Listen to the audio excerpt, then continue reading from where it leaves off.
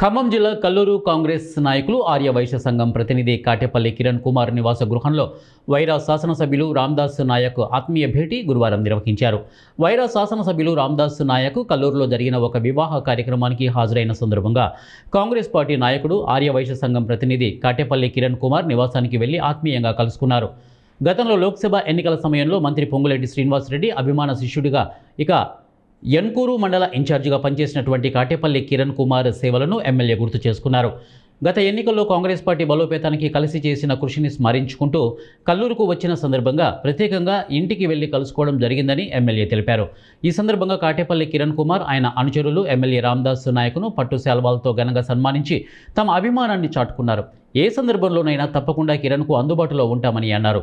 ఈ భేటీ కార్యక్రమం ఉత్సాహభరితంగా సాగి నాయకుల ఐక్యత ప్రతిబింబించింది.